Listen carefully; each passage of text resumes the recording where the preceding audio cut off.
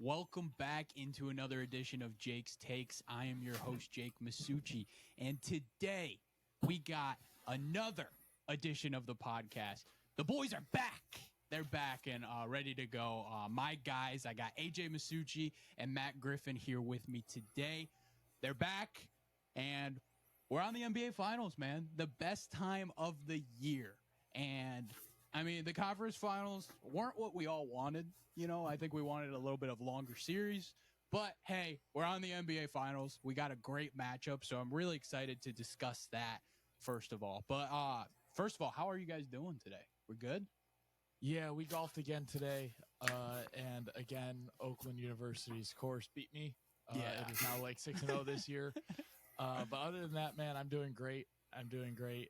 Excited for these NBA Finals. And you mentioned that it was a disappointing conference finals. I thought it was pretty entertaining, the games themselves, but we could get into that in just a minute. Matt, how are you, buddy?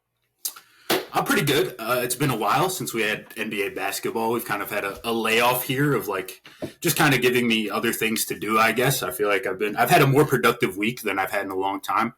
But also, I've kept basketball on the brain, watching some watching some draft stuff. Still prepping for that. Watch some guys for next year. Next year should be sick. I will say that. Okay. Like even college basketball next year. There's a point guard going to BYU that I watched in the Adidas Got Next tournament. Gotcha. Igor Demine. I don't exactly know how to pronounce it, but he's sick. Illinois got a point guard coming from Europe named Kasparis. He's unreal. There's another point guard that outplayed both of those guys though, named Traore, who's staying in France. I want to say so. Okay. That's all cool, but I've kept basketball on the brain. Oh, productivity. You guys want to see something? I just upgraded my chair this week, and I'm really excited about it. I didn't get a new chair, but check this out. Oh, God. It's sweet. And check this out. Look, see, so I put the jersey over it, and under it I put a pillow. It's spectacular. It's like I have the best chair imaginable now. So, that's kind of what's got me going lately. I don't know about you guys, but I'm great. You need to get a life. You need to get a life. And well, you guys have been sitting in that same couch the entire time that I've known you, and everything gets lost in that couch. This chair is all sealed.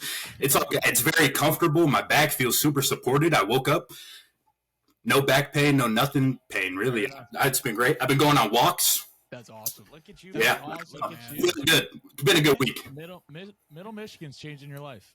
It is, yeah. There's nobody here. There's nobody here. Last week the Special Olympics were in town, and so I was like, "What is like?" I just walked out and I was like, "What is going on? Why is there so many people here all of a sudden?" But I don't know. I just have so much time on my hands and nothing to do with it. Hey, love it. Hey, I mean, the NBA's back now, so it'll take up some of your time for sure. So let's talk about some of those the conference finals here. I just want to get both your overall thoughts. So I'll start with Matt here. Matt, talk to me about your overall thoughts of Western Conference and Eastern Conference finals. Western Conference and Eastern Conference finals. Overall thoughts, I would say you mentioned at the start, like, we would have liked to see longer series, and that's definitely true. The Timberwolves series in particular, I mean, both series had really good games. I think that the air was kind of taken out of the Celtics series because of injury. But, I mean, I thought the Western Conference Finals were entertaining to watch at the very least. Like, there was a lot of fun matchups and games within the game, and obviously it only ended up ending in 5. But I felt like we got kind of moment after moment in that series. Like, it was 5 games, but it was kind of a jam-packed 5 games. So, I don't know. I was entertained by it. Obviously wish it went 7 just for the sake of having more basketball and not having this big break before the finals. But, yeah, I don't know. The Celtics, I mean, I didn't have particularly high hopes for the Celtics series anyway. It seemed interesting a little bit at the start, but then, I mean, injury kind of ravaged away the Pacers. Nembhard was fun. I don't know. That was really it, to be honest. Yeah, I think going off what Matt said, like the games themselves were pretty awesome for the most part, especially those first 3 in the Western Conference Finals, and then and even like Game 4 was a really close game until the Mavs or the Timberwolves pulled away with about like probably 5 minutes left, 6 minutes left in that fourth quarter, and then Game 5, I mean, it was just a Luka masterclass. So that like it was still fun to watch, and then the in the East, like we kind of said here that we didn't expect this series to go longer. It was actually like more competitive than I thought it would be. Yeah. Now it was competitive in the sweep. So it's a little difficult, but like the hype going into the games without Tyrese Haliburton in games 3 and 4, it didn't feel the same. Mm-hmm. But I mean, we got 3 games that went down to the wire. Like, I don't know what more you could really ask for from a series other than it going to like 6 games and then being like, but generally in those situations, there's like 3 or 4 games with 20-point blowouts. And I don't know which one you'd rather have. Like, because I was more entertained probably by those 4 games than I was expecting to be. So I thought it was a lot of fun. I thought we saw a lot of cool wrinkles. A new player emerged in Andrew Nemhard. Yep. Who looks like he might be signing a 4-year, $80 million deal this upcoming year. So that's pretty cool for him. And not something that I necessarily saw coming. So, and TJ McConnell, like he was good. I still don't think he's good. Like, he's not, in my opinion. Why? Especially because, like, when you play him with Tyrese Halliburton, like, TJ McConnell has to have the ball to be effective because the Celtics just didn't guard him without the ball. Yeah. So therefore, it's just like taking away your 5-out spacing. I hear you, but like he knows how to navigate it. Like he knows where to be when they're not going. Like he can find the. It's like a receiver, and it's like Keenan Allen finding the soft spot in his zone. Like that's how I feel like TJ McConnell plays without the ball. Like he can't shoot, and it's not like he's a vertical threat by any stretch of the imagination. But he just kind of like he's gonna run around and like set a screen here and there and like cut behind somebody. Like he's just gonna make it work. Obviously, you don't necessarily want him playing with Halliburton if you can help it. Yeah, but that was Rick Carlisle's deal, is that he just always played him with Halliburton because he needed to get up for 25 minutes. It's not TJ's fault. Well, would you rather have Tyrese Halliburton start initiating the offense or TJ McConnell? I think you'd rather have Halliburton. Of course. It just like it takes away from what makes the Pacers offense special. Yeah. When you don't have 5-out spacing. But I mean, but McConnell's kind of like a changeup in a sense. Like he sort of changes like their tempo. No, he's not. What are you talking about? He played good. He didn't get bombed. He played good. He can get to the rim. I don't really know how, to be honest. Like it does. Like every time, just kind of he's at the rim again. It doesn't make a ton of sense, but he's at the rim. Like, he's good. I like TJ McConnell. I used to be with you, but I think that I've been shifted to a TJ McConnell guy. I might be wrong, but like I just felt like when Nesmith fouled out at the end of game 1 when it was in overtime, and they subbed in TJ McConnell. Like TJ McConnell, like in that overtime, he was terrible. He was awful. He was awful. And in every lineup, like good minutes every game, should not be part of your closing 5. I'm sorry. Regardless of he wasn't. He was not supposed to be. Who's fouled out? It does not matter if it's TJ McConnell, then it's just not going to go well for you. But he's not going to be scared of the moment, AJ. No, he's not, and that is also why I don't like TJ McConnell, is because he's not afraid of it. You should love TJ McConnell, in my opinion. If somebody blocked, like I feel like I know AJ really well, you know, and if somebody was like, "What do you think AJ thinks about TJ McConnell?" I'd be like, "Oh, AJ probably loves TJ McConnell." It's like this small white point guard that's unathletic and can't shoot, and still. Yeah, learn how to shoot, and I'd be all in. He shoots 40%. Yeah, okay. I'm like 1-3. One attempt a game. 1 week. Yeah, he makes a 3 every third game. What's wrong with that? Yeah, I don't know, but yeah, I was very entertained. I was very disappointed in the Timberwolves, 2 quote unquote superstars who just decided not to show up offensively in this series. Yeah. Karl Anthony Towns, just an unserious basketball player. Like he's a really good. He's the best of the unserious basketball players, I believe, in the NBA. Mm-hmm. Unserious basketball players, just for like some example types, archetypes. Let's say who's second? Like Julius Randle, okay, Brandon Ingram. Just like these are all people AJ hates. Yeah, that's an unserious basketball players. Everybody AJ doesn't like. AJ just doesn't like. No, you're right, because I was gonna say like Brandon Ingram's the other guy that came to mind about being an unserious basketball player. They're like Al Kuzma. They're forwards that are score first in isolation that are like okay shooters, but they don't want to shoot a catch. Well, Cat's yeah, except he went 8 for 32 this series. I think. I understand, but that's not who he is. And I just like when I watch him, like there's just something when you watch him, you're just like, okay, what were you like thinking?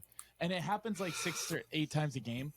Yeah. Just like and like no joke, every time he drives to the rim, it's and one, and he's complaining to the ref, even though nobody touched him. And he always misses. It's real. He always misses.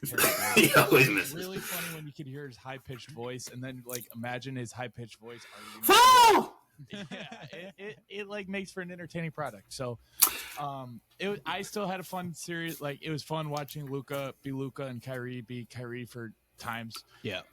And it was also like really encouraging to see Luka get back to like full Luka, because that's something we talked about going into the series. Is we're not sure what he's going to look like, because he looked a little banged up in the OKC series, but I had a blast. I was just a little disappointed that like we didn't come to that like drama filled game 6 when Dallas needs to win on the road, or a real closeout game, because Dallas took care of their business, and all credit to them.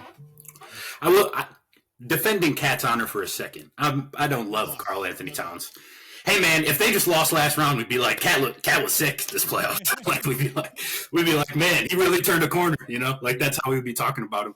I get what you mean. Like it's like, is the first team that's going to come back down 3-0 really the team that has Karl Anthony Towns? Like, you know what I mean? Like that was definitely in my mind when they went down. I was like, that's just not going to happen. So like, I understand what you're saying, but I do think he's good. It was a rough showing. And I was he's very good, I should say.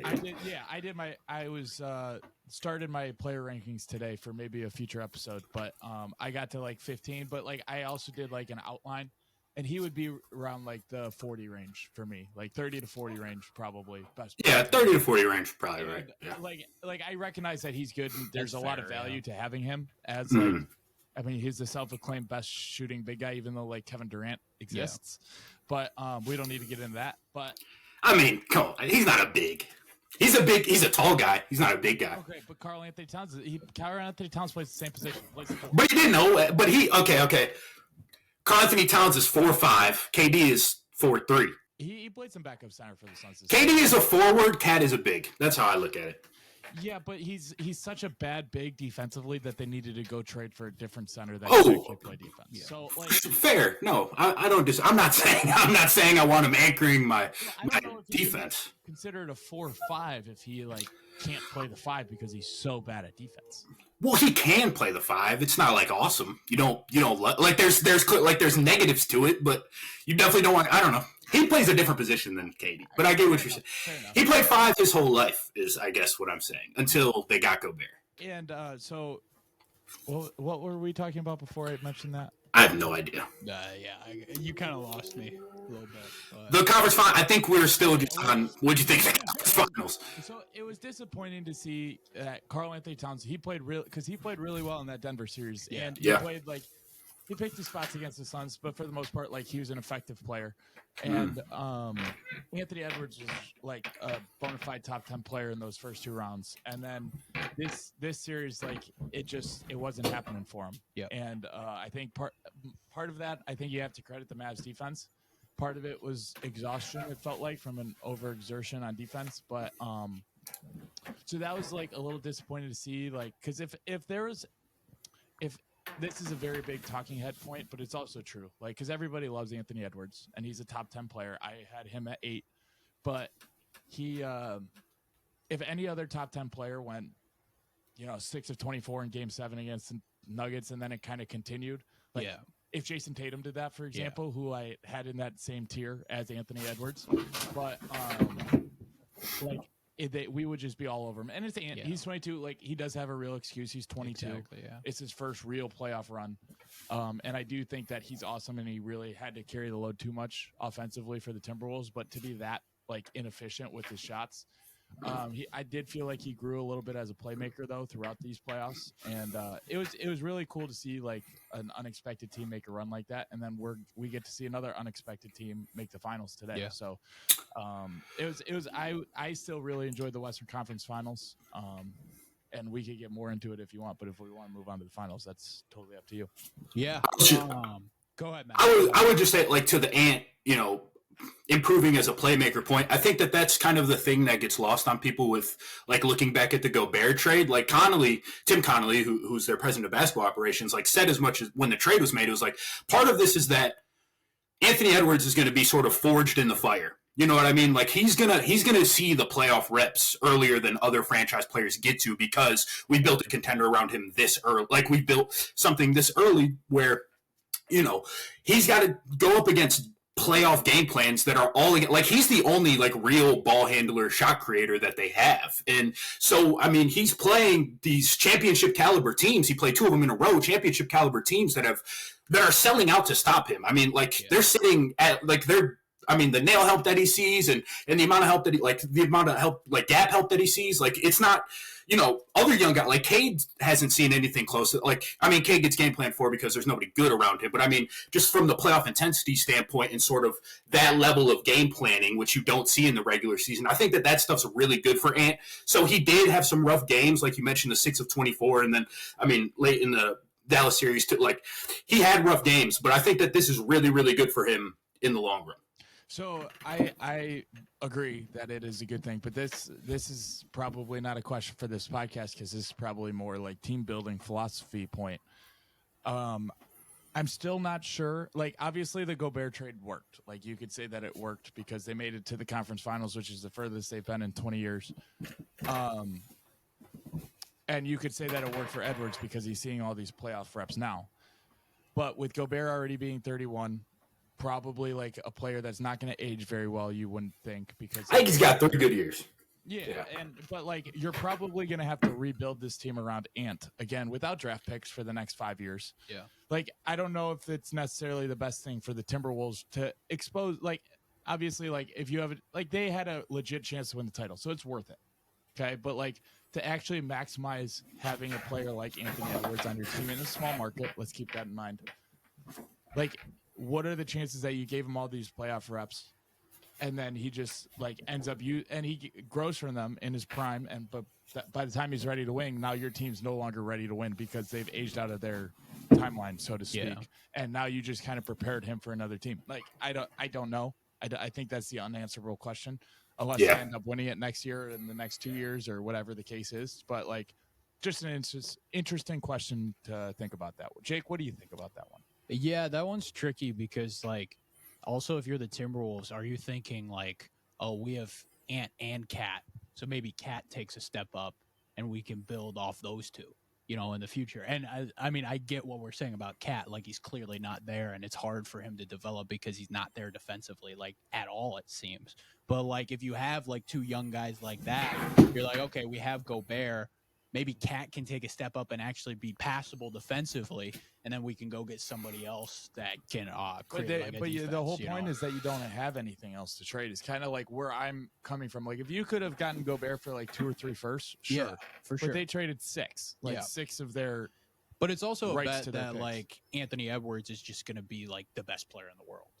And with the best player in the world, like, even with a deteriorating Gobert and a deteriorating type of team, like, he can still carry them over the hump and be that guy. That's probably that's the a bet fair there point. too. Matt, I want to hear what you say before I respond to that one. Yeah, I guess a couple things. I guess you're right in the sense that, you're essentially saying, hey, like, we're mortgaging a good bit of our future when Ant is like, when you expect him to be in his prime. Like, the team when Ant is 26, 27, 28 is probably not going to be as good as it is now. Like, that's just what it is. The way that the luxury tax now, like, they're hitting the second apron and all that stuff, it's not going to be particularly sustainable. And I think that, a lot of it is probably going to have to do with, is ownership willing to pay second apron luxury tax bills? You know what I mean? If they are, I think that, yeah, fair. But, like, if they are, I totally get it. But I think that, they're going to have a really good defense the whole time. And, Jake, you make the point, like, Cat, just because of what he is defensively, you feel like there's a limitation there.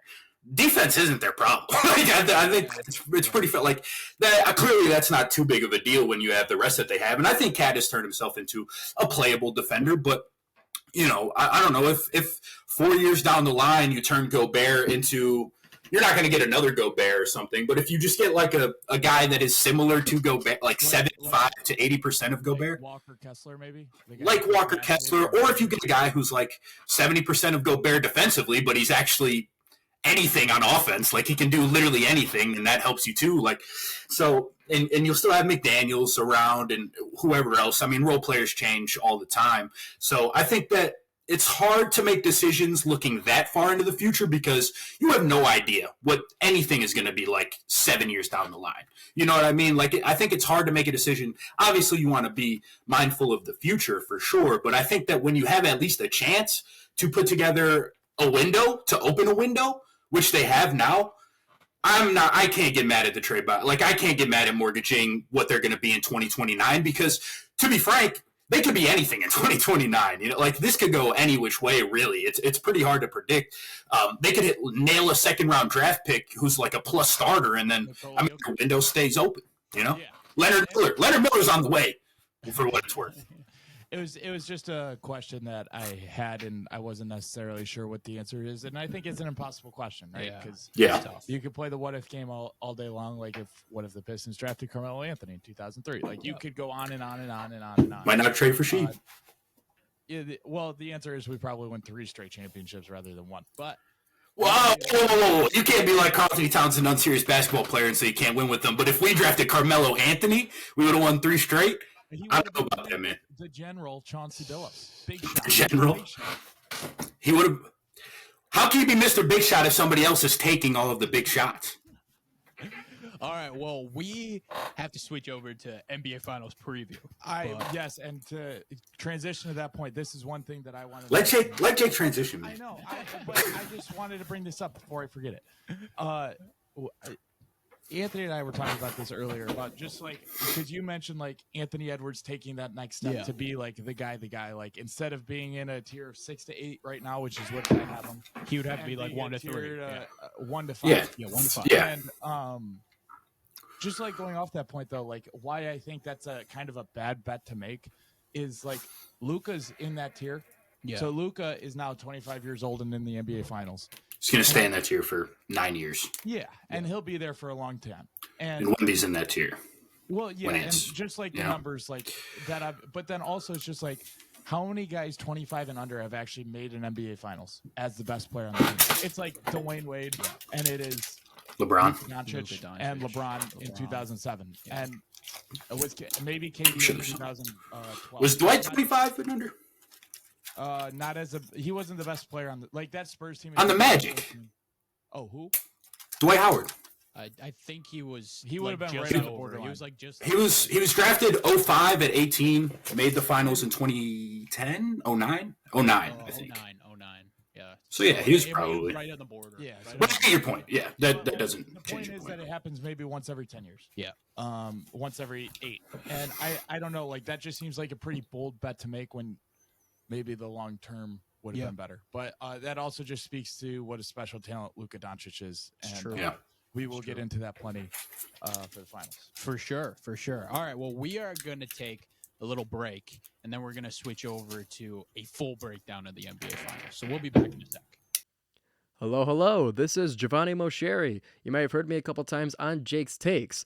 I am the sports media director of Oakland University's campus radio station, WXOU, and I've been the host for about 2 years of a weekly sports show called The Jomo Show, where we cover all of Oakland University athletics, including a weekly update on scores and highlights, as well as interviews with athletes or those otherwise involved in athletics. You can listen to The Jomo Show live on WXOU Thursdays at 6, or you can tune in to me afterwards on Spotify. It's The Jomo Show. All right, welcome back into the show. And now we're going to flip over NBA Finals preview, okay? So let's talk about it. We're going to go through both sides and, like, everything that's going to happen throughout the series. Let's talk about the matchups a little bit and who's going to be guarding who. So let's start with how the Celtics are going to be guarding the Mavs. So, AJ, I'm going to start with you here. Celtics, Mavs, if you're looking at it, Mavs offensive side of the ball. If you're the Celtics, who you matching up with their starters? You know, that's kind of, I believe we started with the most difficult question. Yeah. But the thing with the Celtics is that they've got a lot of solutions. So I think first off, a lot of it depends on Porzingis. Porzingis, like if he's healthy, it's him or Horford spot. They'll probably be guarding the same person. Yeah. My guess is that's probably DJJ. Derek Jones Jr., maybe a little bit of the big, but I think like in a perfect world, they'd want to switch that pick and roll, so they probably put Tatum on the big and then they leave. We'll just say Porzingis is healthy. And Yes, we'll put. He's going to play. It seems pretty clear that he's going to play at least. Yeah. We don't know what it'll look like, but. And so I would think that's how they start is they put Tatum on the big, and then they try to force DJJ to be setting a lot of those ball screens for their two dynamic guards. And then a lot of it just depends on like their philosophy, and a lot of their philosophy is not putting two on the ball, so that you're not going to see like, at least to start, I don't think you're not going to see a lot of trapping the ball screens to get the ball to Luka and Kyrie's hands. And instead, you're going to try to see a lot of switching and playing a ball screen 2-on-2. And even if it's Porzingis or the big in this case, playing drop coverage, like I think they would want to be Joe Mazzulla is a big like analytics guy. Yeah, I believe that he will be. His philosophy going into game one and probably the first couple of games of this series would be like, Luka, if you want to beat us by taking a million step back fadeaway twos, like go ahead, play us 2-on-2. Now, is that the way I think they're going to go? Like, yeah, probably. Do I think that's the way it'll end? No, probably not. I believe like in closing time, it'll be Tatum on Tatum on the big, probably Derek Lively in this case, or Claxton. They're kind of interchangeable. Lively's been better. Yeah, Gafford. Sorry. So Lively and so like when Lively comes up to set that screen, you just switch it with Jason Tatum. You got Tatum on Luka. Yeah. Who can guard Luka? $1 million question. Probably nobody is the answer. Yeah. Their best bet would probably, in my opinion, would be Drew Holiday for a main portion of the game. However, like if Luka gets him deep in the post, then you got to go double because he's too big and he'll be able to make shots over him. That's my worry with him.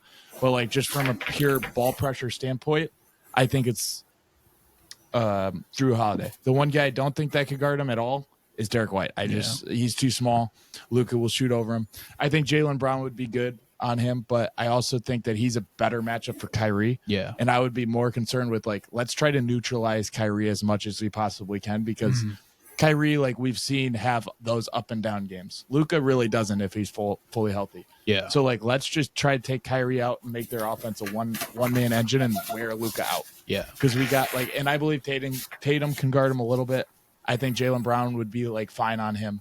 And I think Drew Holiday would do an okay job. Like nobody's going to guard him. Exactly. It's just a matter of slowing them down. And then who really cares about the other guys? Because like if they beat you, you'll live with it. And I think Derek White would be fine, but I would like utilize him as a help defender more so. Yeah. All right, Matt, you can go ahead. But one thing I want to say about the Jaylen Brown, Kyrie Irving matchup, I think that would be really good because it's kind of like what you saw the Thunder throw at him with Jalen Williams. I think that Jalen Williams and Jaylen Brown kind of similar level defender athleticism wise and that stuff. So I think it could help slow down Kyrie, but it would be interesting. My one worry before we get to you, Matt, is that like Jaylen Brown might also be the best one-on-one defender of Luka Doncic. Yeah. But I am worried about him like with foul trouble because Luka, I don't think he could do it the whole game and still be effective offensively. I don't even know if he'll be able to guard Kyrie the whole game and still be effective offensively. But like that's just something they're going to have to manage. Like it's the NBA Finals. Yeah, you got to do what you got to do for 48 minutes. So that's just like one thing to look out for is like I think we will see Brown on Luka as well. But I would expect him. If I was Joe Mazzulla, I would put him on Kyrie and try to neutralize Kyrie right from the get-go. For sure. Yeah, I agree with a lot of what AJ said. I think that the most important point is that AJ mentioned it.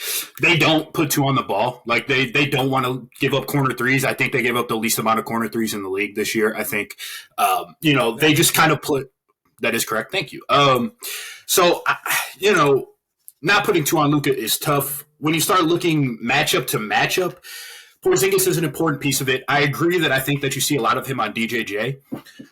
What I worry about with the Tatum on the 5 thing, one is that, then Tatum is sort of like your primary rebounder. That's just a lot of tax to put on your best player, I think. Putting him in ball screens over and over again, and then also like, hey, you kind of got to guard guys way bigger than you and keep them off the boards. And like Gafford is kind of a halation. Like Gafford is going to go for – he's not the best rebounder in the league, but, he's going to go for him. Same with Lively. Like, yeah, he's very active.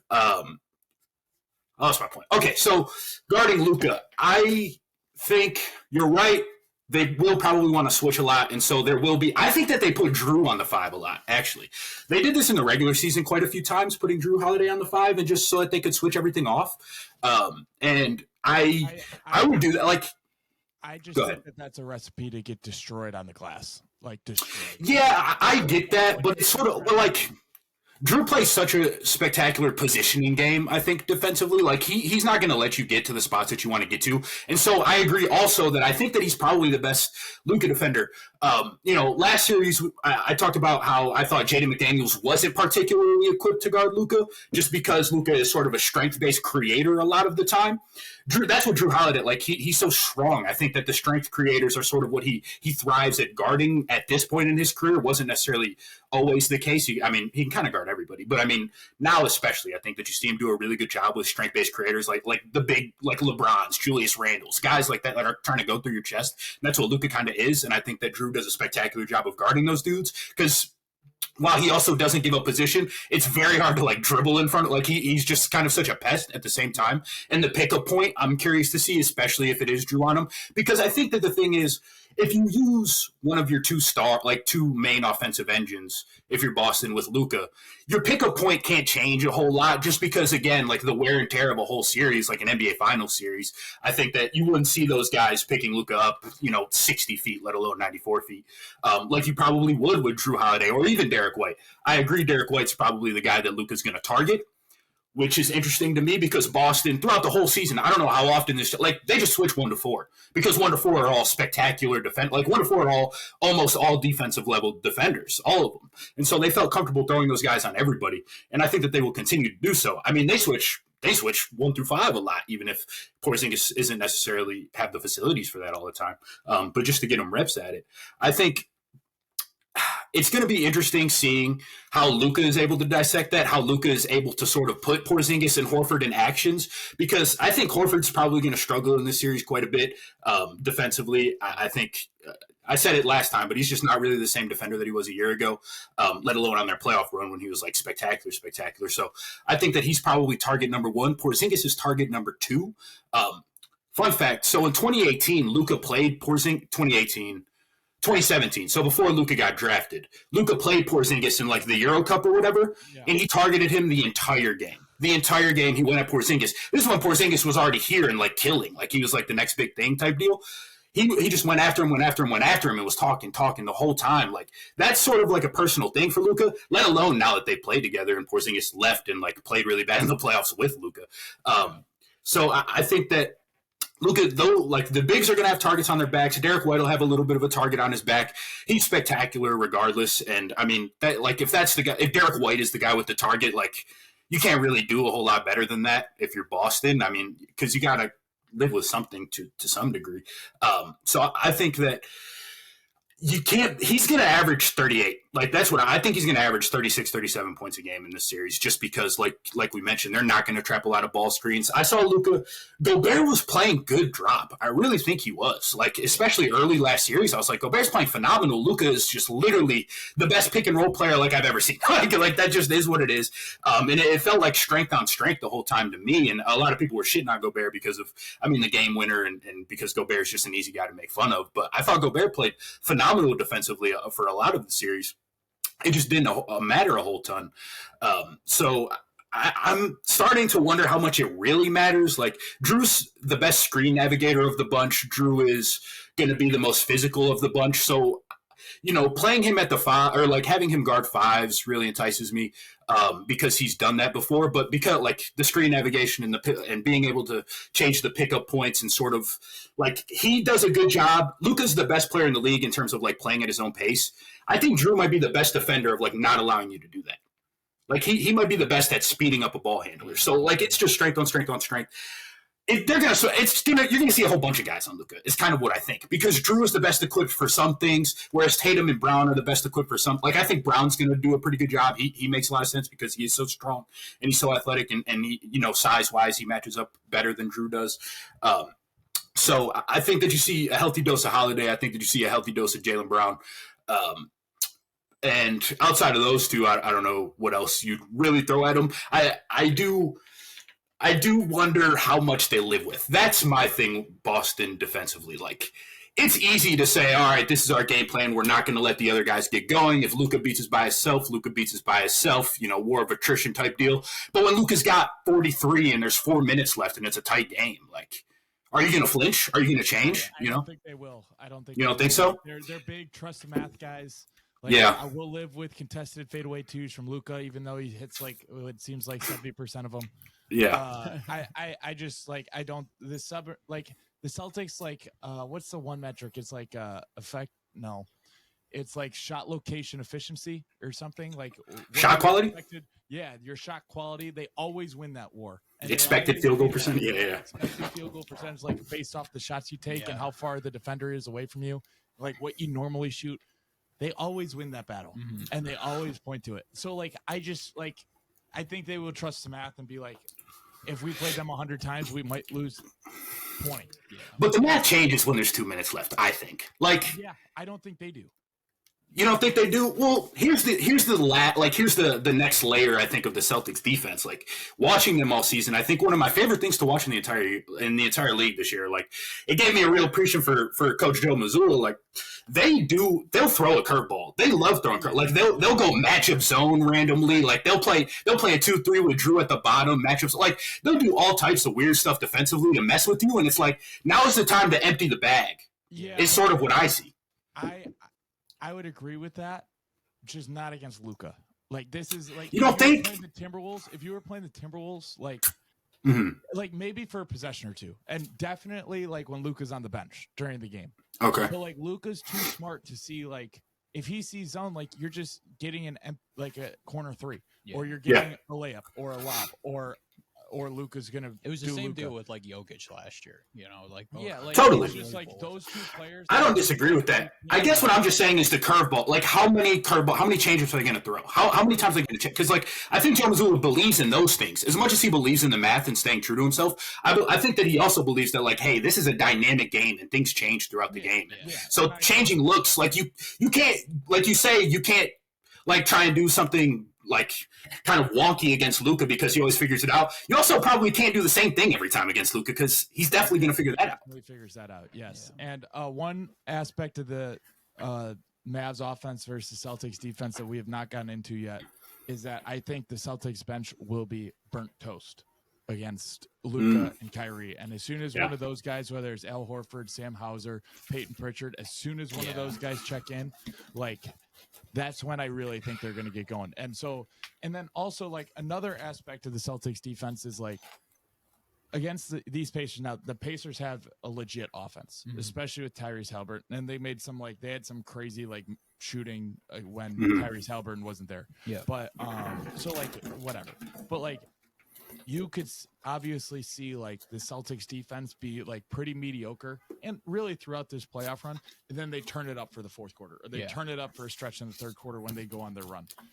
That's one thing like the Celtics have not faced is like, if they don't play their A+ defense, they're going to get toasted for a quarter or two when they're not. And even at their best, they're not going to just be able to go on a 13-0 run whenever they want. Or like whenever they're like, now like this is when it really matters. Because that's just one thing that they just haven't like played at this level of basketball like the Mavs has. The Mavs has gone through a gauntlet so far. And so that's two aspects of the game that like I feel like the Mavericks are going to really dominate. It's just like the intensity for 48 minutes. And then also like going off that 48-minute point of like when the Celtics bench comes in. Yeah. If the Mavericks have a plan to attack that, which I assume that they will, and I think Kyrie and Luka will both be licking their chops, but that's a great time to throw in a 2-3 zone or some like full court press when Kyrie's out or like one of those like type situation, defensive situational, like throw Payne Pritchard in and run a box of one. maybe like make Derek Jones beat you, make Jaden Hardy beat you, make Daniel Gafford make a decision or two. Like those are the kind of looks like I'm excited to see as well, because like you're gonna have to have a plan when you're playing Sam Hauser and Peyton Pritchard against like kind of a matchup driven offense like the Mavs kind of are. For sure. Let's flip over then to the other side. Okay, let's talk about the Mavs guarding the Celtics. So talk to me about with Jaylen Brown, Jason Tatum, clearly main two guys to look at here. Let's talk about who on the Mavs side you kind of put in that spot. And I really liked how you guys talked about the rotations in the last series, because like I was watching for that like throughout the Western Conference Finals. And there were some plays where I was just like, oh my gosh, this is unbelievable to watch. Timberwolves forced back-to-back 24-second violations. And I really think it's going to be interesting to see, because I feel like the Celtics offense can get stagnant, and the Mavs with their rotations and things like that could really cause them a lot of trouble. So I am kind of interested on this side of the ball. I think the other side is more interesting because it's always fun to talk about how to guard Luka. But talk to me about this side of the ball. Matt, I'll start with you here. Okay, this side of the ball, yeah, I think that the underrated, maybe the most underrated part of this series, that it doesn't feel like Boston has gone up against a defense of this caliber in their run. Like the caliber of defense that the Mavs are post like trade deadline, with these guys and like sort of the athletes that they have in the back line, and with a very engaged Kyrie and Luka, like that changes a lot too about how well the Mavs play defensively. Because like you said, I mean, the rotations that they make and stuff, like it really, it's all so crisp, it feels like it. And it feels like everybody's kind of on time, and their help comes from all the best spots. Like, that's the, like on the other side, if they park Kyrie Irving one pass away, like your help becomes a lot tougher. But then if you're playing the Celtics, it's like, you don't want to help off of any of these dudes most of the time. If Porzingis is in, especially, so it is interesting. I'm worried about it because Boston hasn't played a defense as good. Dallas definitely hasn't played an offense as good. And I think that, I mean, OKC, it's not the same. Like this is 5. Like they had a really good offense throughout the regular season, but this is very different. And I think that Dallas throughout the playoffs has done a spectacular job of making role players dribble. Like, make them put the ball on the deck and make decisions. I think that they've done that series. They did it to Jaden McDaniels and Kyle Anderson, and, that's just not what they do right now. Like, and they did it to Lou Dort.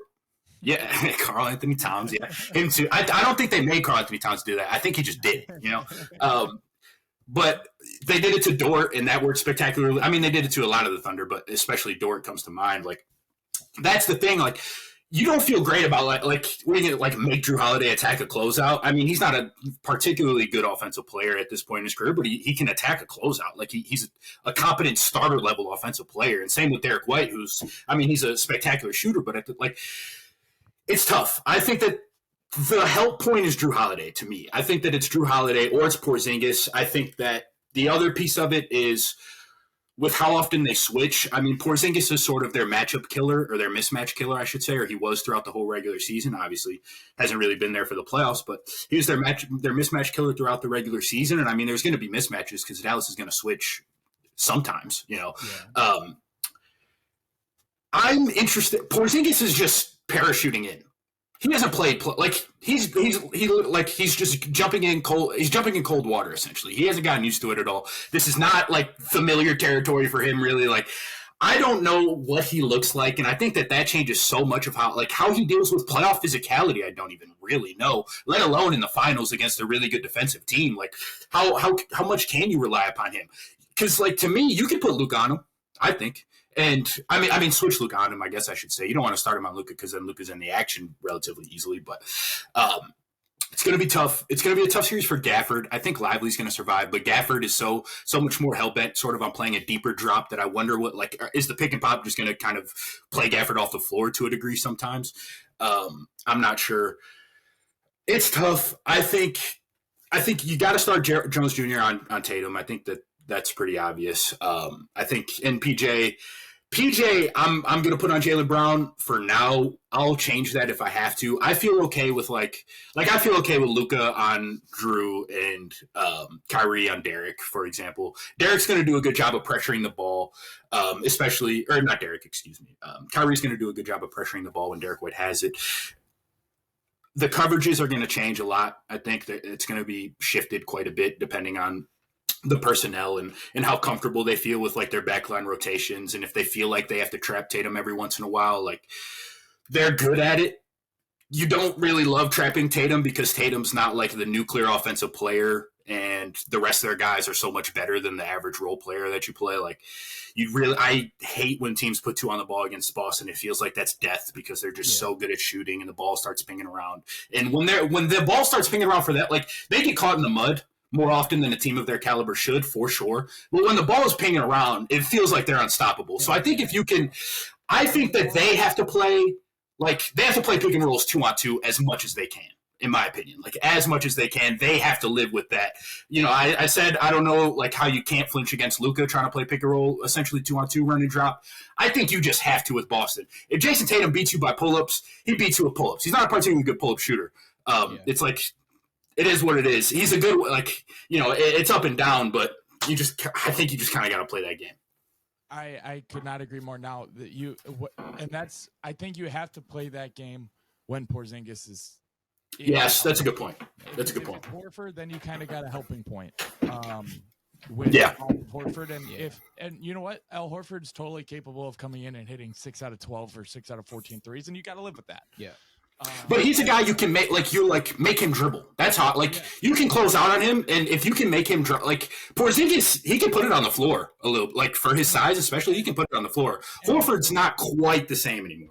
And that's what I agree, is because a lot of it comes down to how healthy is Porzingis. What does he look like? I would test him out. I would go after him a lot. Yeah. Especially in game 1 and game 2 when it's his first action back. But the schedule does help him a lot, where it's 2 days off in between each game. Yeah. And but he's they play the 5-out spacing, or quote unquote 5-out spacing, with the Thunder in round 2. But this is different 5-out spacing when Kristaps is in the game, because he can shoot, and he can shoot from 3 steps behind the line. Yep. He could do some stuff off the dribble. He's got a quick release. Chet Holmgren kind of. A late closeout is not a closeout on Kristaps. And he shoots. He's got high release, so contest doesn't really matter.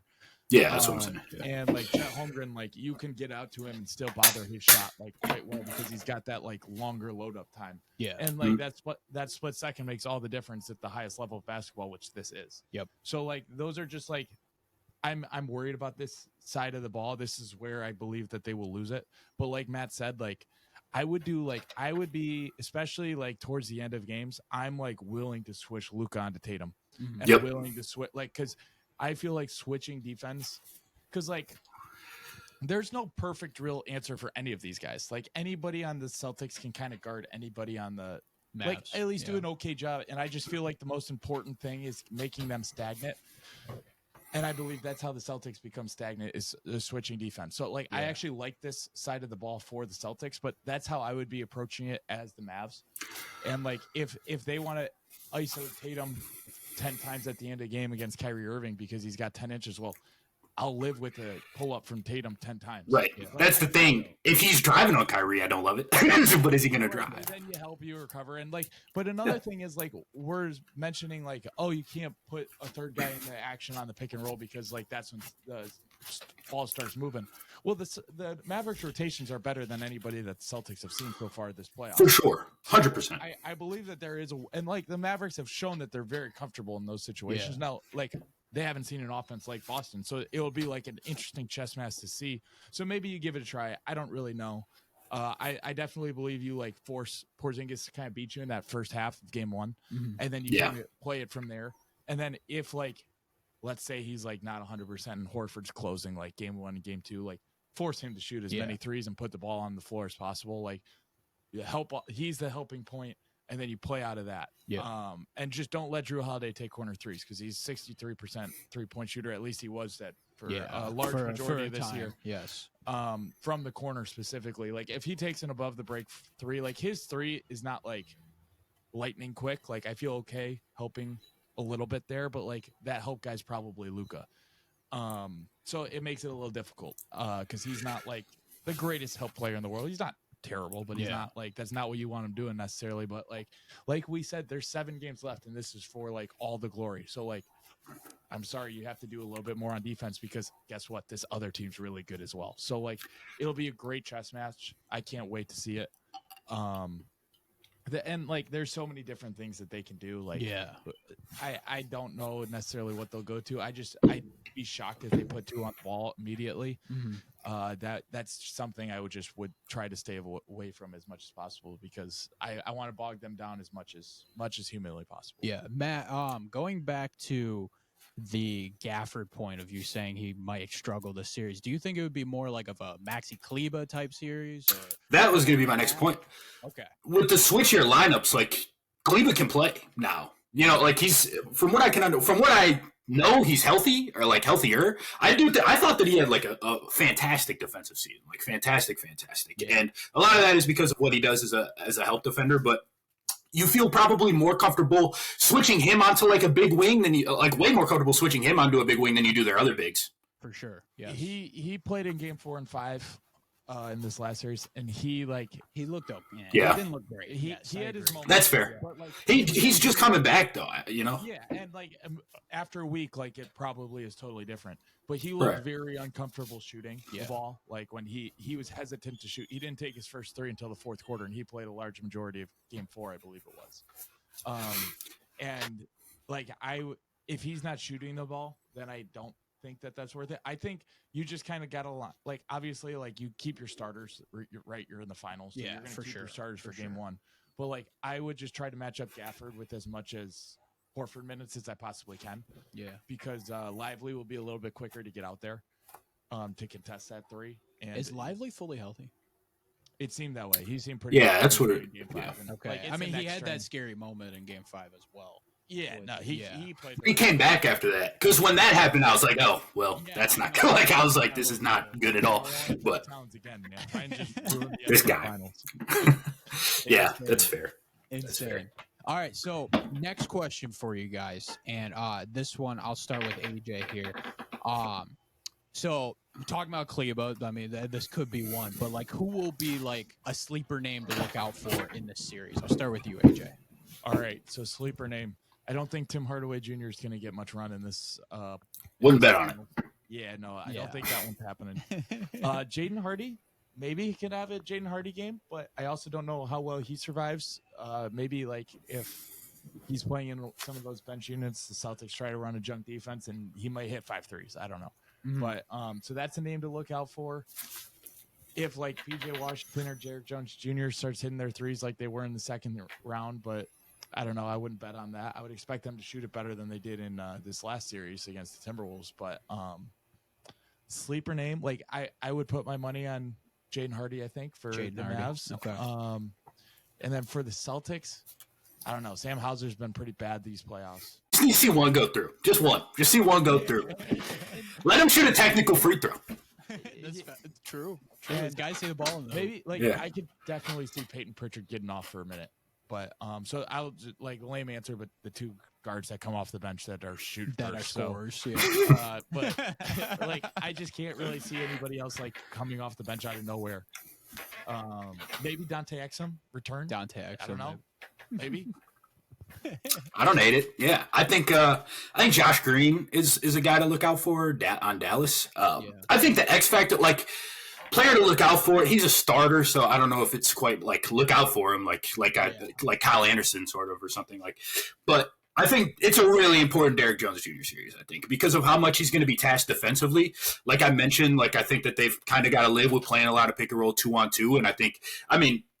It's not like Boston's just running a ton of pick and roll. Like he's going to be tasked with guarding the best player on Boston. He's going to be tasked with sort of eliminating the advantage creation button, I guess, that Boston can push a lot of the time. And so I think that he's going to have to do a really good job on Tatum. I'm curious to see how obviously he's athletic enough to do it. He's athletic enough to do everything, and he's been a spectacular defender all year. But I mean, he's going to sort of be tasked with probably fighting around a lot of screens. He's going to be tasked with navigating stuff that maybe he's not always used to. He's going to be sort of Tatum has gotten off against like PJ in the past a few times. I've seen this floating around Twitter quite a bit that like he's just torched PJ Washington. I don't know why. I can't think of what PJ Washington went to North Carolina, right? That might be the deal. Is that the deal? Maybe like a Duke, North Carolina. He went to Kentucky. He went to Kentucky. Okay, Duke, Kentucky's still kind of a deal there.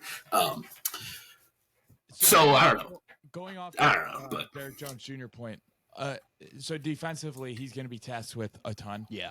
I also think offensively, he's going to be involved a lot. Yeah, he's a help point. He's a helping point for the Celtics. So, like, he's going to be running a little bit more pick and roll, I think, pick and pop. And if he makes those shots like that, could very well be the X factor of the series. True. So I will actually take back my answer and steal Matt's answer. Will kind of be like how OKC guarded him, where they'll be a little bit off, trying to force him to shoot. Yeah, they'll gap off him 100%. Even if they're playing a lot of like the pick and rolls 2-on-2. I mean, he's going to be sitting at the elbow. He's going to be sitting at the nail. You know, whoever's guarding. That's the thing. Tatum guarding him because Tatum is like a particularly disruptive help guy, I think. So is Derek White, and if so is Derek White. I guess just the size is different, you know. And Derek White might be as like Luka. If I'm Luka, like in that original starting five, whenever you don't attack the center, you want to be attacking Derek White. So like I just think that Derek Jones is going to have to be in that action a lot more, like the pick and roll, the screening action, for Luka to get his look, and then he's gonna and then at some point, I would think that they're doubling or hedging in that, like in the later part of the series when that action is taking place. So he's going to have to either make shots or make timely cuts to make the Celtics pay for that. For sure. It is interesting. I wonder. I'm really curious to see Luka's catch points, like where he's stationed on the floor a lot of the time, because I think that if Drew, like say Drew is his primary defender, I don't feel like.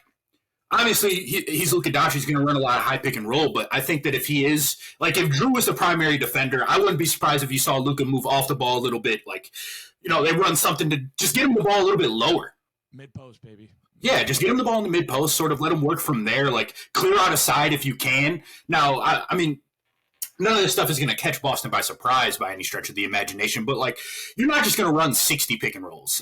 Like, you know what I mean? Like, we talk so much about the pick and roll coverage, but I think that Luka's sort of establishing different catch points, and Tatum too. But I mean, Tatum's not like the same offensive player anyway, so we weren't expecting that. But I think that the different catch points for Luka are going to be really, really important.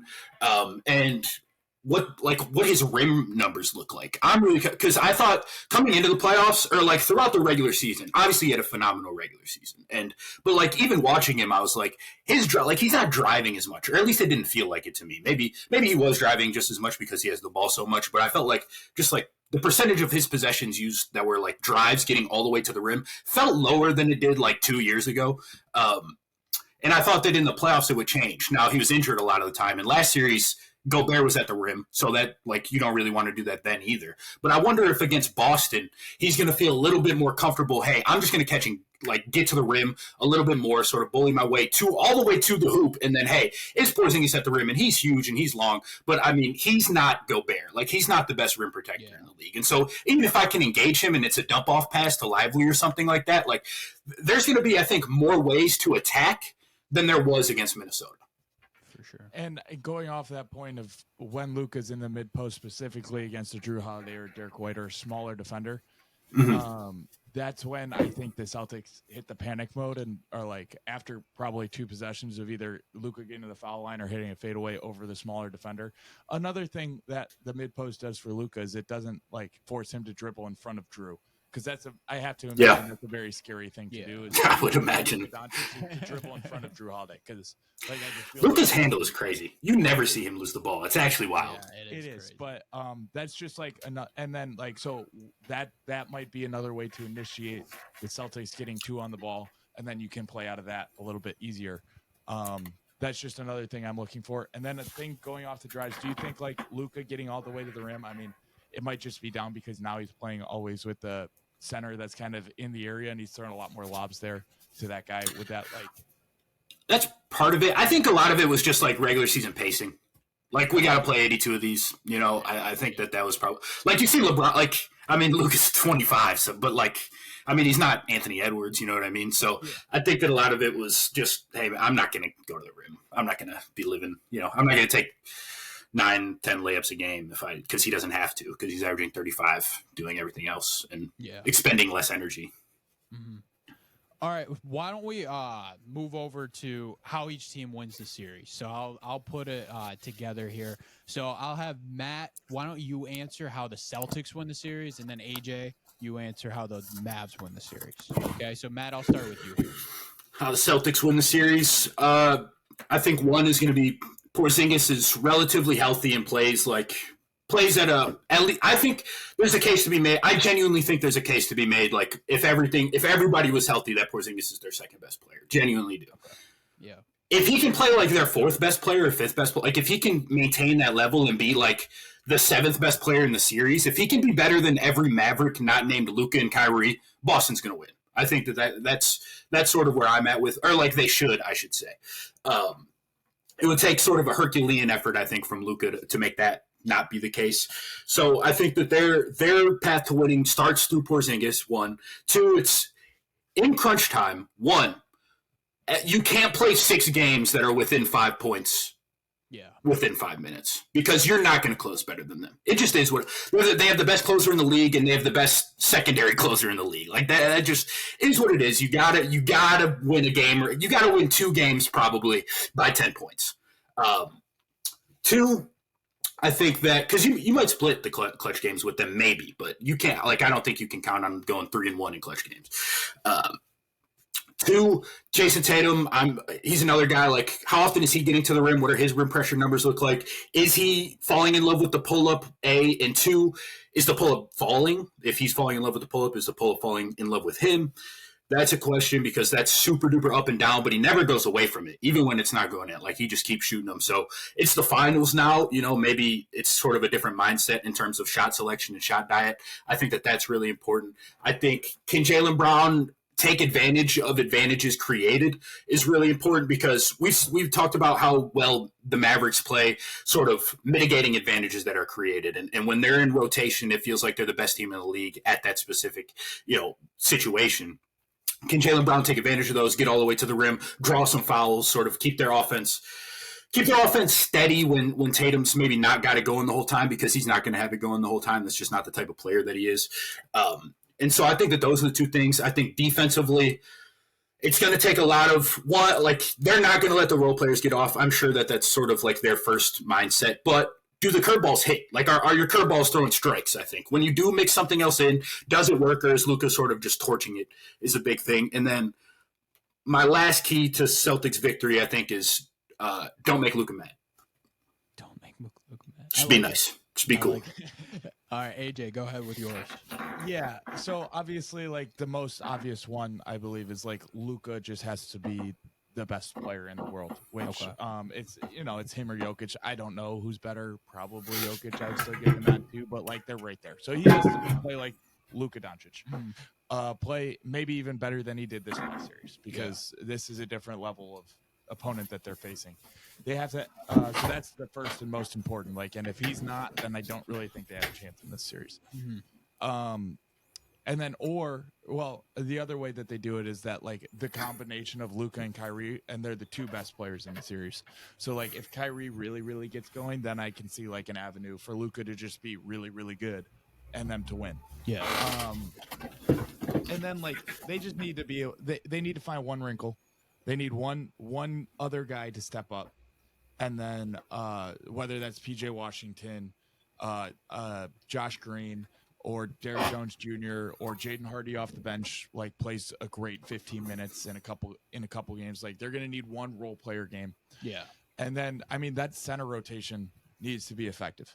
Whether any one of the 3, like Derek Lively, Kleber, or Gafford. They like those 3 need to be better than the Celtics centers. Yeah. And that plays a portion into the Celtics' health, like with Porzingis and that avenue. And then like another way that they win is just like the Celtics don't play good enough to win, right? Is that the Celtics don't put together 48 minutes of like being the hardest working team. So like I guess that's another way to phrase it, is that the Mavs are the hardest working team. Yeah. Which I feel like, and the high and in the NBA, like hardest working, like everybody plays hard in the playoffs, but it's also like playing smart. It's the combination of playing hard and playing smart. Like Peyton Pritchard's in the game, I need to close out to him. But this is Horford, like I could have a late closeout, force him, put it on the floor, and then like make him make the decision. Like just knowing the scouting report, like every detail in and out, which they have done a really good job of throughout this playoff run. But like Jaylen Brown, like let's force him left a little bit. Like if he makes the fall away going into his left, like okay, fine, we'll live. Or like make him cross it over. We know he's gonna cross over, like because he is very like he'll show you that he's about to cross it over. Let's get a couple steals that way. Like just stealing possessions like that and doing the little things that they have been in order to win is very important. And like so those are like probably like the 5 or 6 like main keys. But I really don't think any of it matters if Luka doesn't play like the best player in the world. For sure. Yeah, going off, I think the wrinkles are a really important point because they don't have a basketball super genius necessarily, like on the floor all the time. Yeah. You know, like Luka and Jokic are going to figure out whatever you're kind of doing a lot of the time. Like even if your base defense is really strong, that's one thing. Obviously, like you can slow them down possession to possession, but the wrinkles, I think, like that type of stuff, Luka, Jokic, LeBron, like Chris Paul, the top guys sort of. Boston doesn't have a dude necessarily that I think on a possession-to-possession basis is making like the highest level reads. And so, you know, making Jaylen Brown make tough decisions, making Jason Tatum make tough decisions that they're not, they're not like predisposed to, I guess. I think that stuff is going to be really important. Can I add one key for Dallas? Derek Lively, stay out of foul trouble. Yeah. Because I think that they're way better with him on the floor. Like I think that there's now at this point like a pretty sizable gap between him and like a Gafford and a Kleba, obviously, but like him and like I think that he's just a significantly better decision maker, a significantly better, more versatile defender, and which is what you need against Boston, I think. So keeping him out of foul trouble is going to be important.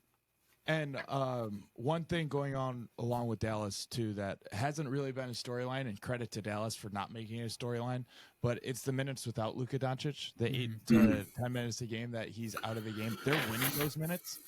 They did in the regular season, too, I think. Yeah, they did in the regular like, season. I think a little bit of it is probably shooting luck. Like, it seems like they always hit 2 threes when Luka's out for his 4 minutes or his 3 minute stint at the beginning of the second and the beginning of the fourth. So, like, just like having those minutes not kill you. Yeah. Because like otherwise and that's when I believe that the Celtics are going to go through, because the Celtics will have their bench in. They know that Kyrie's going to try to pick on them. That's when I believe they're going to throw those wrinkles in, and you don't have a super genius on the floor with you. Like Kyrie's awesome. He's pretty dang close to a super genius about basketball. But yeah. About basketball. It's just like they have to at least like they can't get killed. Yeah. They can lose. They can't get killed in this. Yeah, they can't lose they can't be a minus 19, you know, like per 100. I mean, you know, yeah. I think that it's interesting. Like Kyrie, you know, he's had a spectacular playoff run and it's been up and down for sure. Does it feel like there's something like the way that Kyrie is playing right now? Like it feels like have you ever went back and watched like 2011 Kobe or like 2010 Kobe? It feels like they're not thinking at all, and it's just like basketball is just like it feels like Kyrie is basketball. Like every movement he does, like he doesn't have to think about it.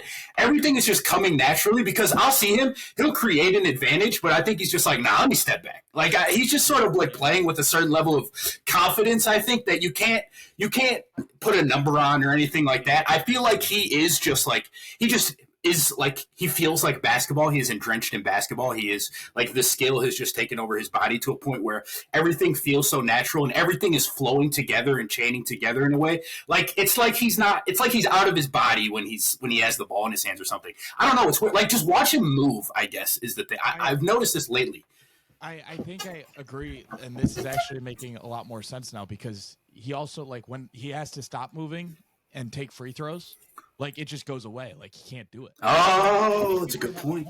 You might have a point. I didn't put that together. His craft around the rim, like some of the left. Oh my god, that he has, just like, dude. No player in NBA history could make some of the shots that he makes. No way. It's on. Maybe Tony Parker. Okay, yeah, sure, maybe. But that one came out of left field. I did not see that one coming. 72% at the rim or something. He has the best rim percentage for anybody like under 6'4". In NBA history. Fun fact. But I agree with that. Yeah. Like, if Kyrie continues playing on a different level, I think it needs to be a more consistent of a different level. Like he needs a little bit more of Kyrie than we have had. Like he can't have those bad first halves and then have a great second half now. Because Luka, or the other way around. But so like it just has to be 48 minutes of great basketball, and I cannot wait for Thursday to come. I'm super excited. That's the fun. With Luke and Kyrie, we talked all about, like, schematically or whatever, like, what Dallas can do. If they just make shots, just shrug your shoulders, like, because nobody can really guard them. A lot of people are saying, like, I've seen people be like, well, Boston's got 4 guys that can guard Luka. I was like, I think they have 0. Like, I think that there's actually 0. I don't think that there's one person in the history of this planet that could guard Luka Doncic one-on-one. Like, I just don't. Like, maybe. Sorry, Thompson? No, he's too skinny. He's too skinny. He's too athletic. Prime LeBron. Yeah, I guess so. But like, I mean, like, but like, I get what you're saying. Yeah. But like, it's just like, I mean, he's just so crafty. He makes such difficult shots, and at 6'9", he can get a shot off over just about anybody. Everybody. And if you're not, then you're too slow. Yeah. And then if you're like, or you're not like nimble enough, it's just like and the deceleration, man. Yeah. So the deceleration. It's freaky. It's freaky. It is. I'm very excited for Thursday. Me too. Thursday's going to be absolutely crazy. Before we go, I do remember both your predictions, I believe, were Mavs in 7. Are you guys going to change any of that, or do you think it's still Mavs in 7? I think if it gets to Game 7, I'm not picking against the Mavs. I'll say that much. Like, if Porzingis comes out and he's really good, I don't think it'll go. Like, I think Boston could get him out of there in 6, or even 5, if like Porzingis is really, really Porzingis, like all-star level Porzingis.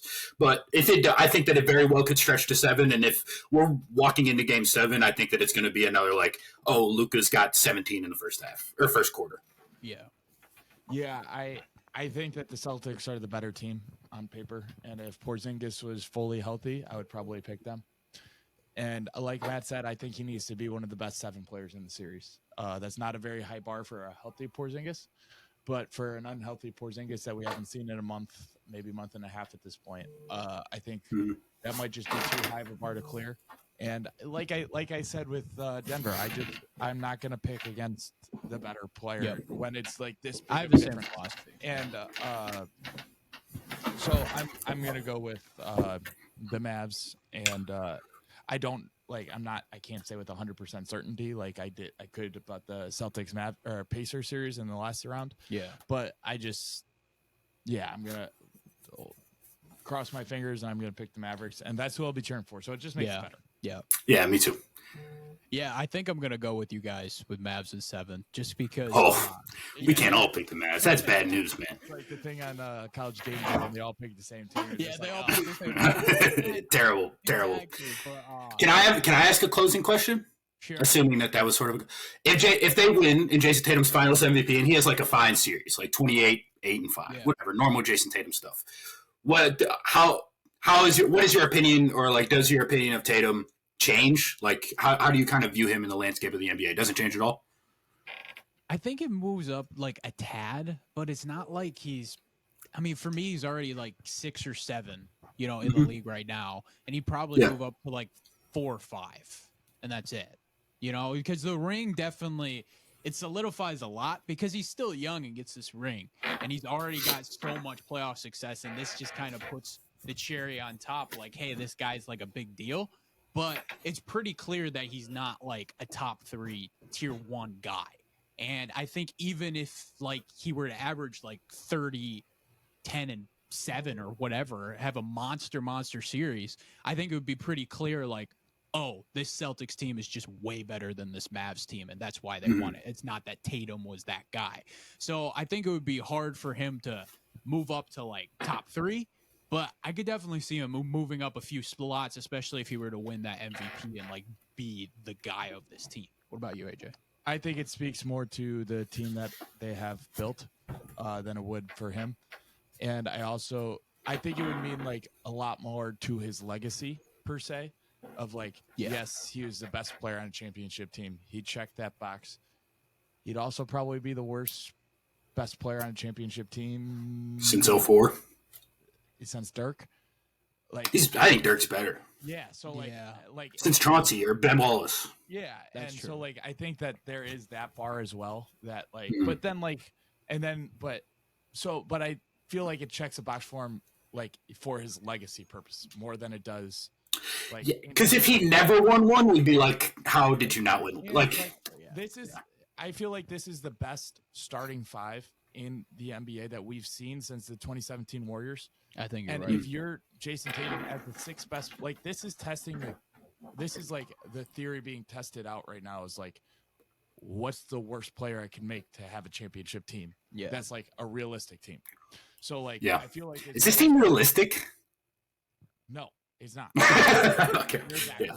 Like Yeah. starting lineup is Their bad. fifth best player is Drew Holiday. You know, like Crazy. that's that's crazy. He was the third option, second option. Maybe, Sometimes. for like the the Bucks. 2021 Bucks team. Yeah. So like, I mean, he wasn't the second, but like people say he's the second best player because of what he did defensively. You know, like. and I mean, we talked about it before the Celtics trade, of you just telling us that idea of the Celtics trade, how crazy it would make the Celtics. And that's what we're seeing. Like, the Celtics team is awesome, you know, and God, this series is going to be really a lot of fun. We're Yeah. seeing, Matt, wait before Matt, what do you think? Do you think that would change his hierarchy of the league? No, I think if you asked me this question like 3 or 4 years ago, I would have said yes. But to a degree, like just in terms of how I viewed it, not from a Tatum perspective. But if you're just like, who's better at basketball or like who's a better NBA player, who would you rather have, Shai Gilgeous-Alexander or Jason Tatum? Like, I don't think that there's anything in this series that could change my answer from being SGA, for example. So, and I think that everybody after Shai, like it's debatable already anyway. You want to say that Tatum's better than him now? That's fine. Would this change? Would you say like this solidifies him as being better than sort of those guys, like the dudes in his range that you mentioned earlier, Agent? Like, if you want to say that this solidifies him as better than those guys, sure, go for it. Like that's completely fine. But I agree with you. Like this is more of an 04 Pistons type beat. Like not the same type of team necessarily, but just in the sense that like it's the best five alive. Yes. Yeah. So just for some context, so I said earlier that I went through 1 through 8. I'll just list that real quick. So he's not touching. Oh, we want to go another hour? This is like a pretty non-negotiable 8. I feel like, but Jokic, Luka, Giannis, he's not touching. Those are 1, 2, Correct. 3. he's not touching them. Shai's 4. Sure. In a tier Yeah. by himself, I have him, and then 5, 6, 7, 8 in tier 2. You could argue that Tatum's the best player in this group, and it would be Tatum, Embiid, Steph, Edwards. And I don't see him really moving out of that tier. Maybe you move him up to maybe arguable with Shai, but I don't think he can get there. Just for context. Yeah. I would add Anthony Davis to that tier, I think, off the top of my head. But I is he actually better than Joel Embiid? No, I have. So You know what? Like, but I guess that's what I'm saying. Like, I get like if you want to say injury concerns, you like Embiid's never healthy in the playoffs, so you wouldn't pick him. That's fine. Like, that's fair. But I think like, I guess if you're, it just depends how you're. Say that again. Sorry. That's the only reason that Embiid's in that tier, not in the tier Right. with Giannis. And That's what I was thinking. Like, you could make the case that he's fourth just if like everybody's healthy. I think I wouldn't put him above Giannis and those guys. I don't think really, but yeah, it's tough. There might be other guys that are supposed to be in that tier. I just don't. Not off the top of my head. Kevin Durant's probably pretty close still. He was sick. He had a sick year, I think. He got outplayed by He did. Anthony Edwards. So He absolutely did. He absolutely did. But I think his regular season was really. That team was just built so terribly. Like, and he kind of had to wear a lot of hats. I thought he had a relatively impressive year. Maybe not the best Kevin Durant year, but different podcast, but I'm more than different podcast. Hey man, they had him playing the 5, bro. Come on. All right, guys. Well, I really appreciate you coming on for NBA Finals preview, man. Second year on Jake's Takes, we're covering NBA playoffs, so I really appreciate you guys coming on. And it's going to be a crazy finals. I'm super excited. So thanks for coming on, guys. Appreciate it. Of course, anytime. Yeah, thanks for having us, man. Yes, Yeah. sir. Yes, sir. 100%. All right, well, that's going to wrap up the show for today. Thank you guys so much for listening, watching, wherever you guys are at. And I'll be back at you guys next time. Peace.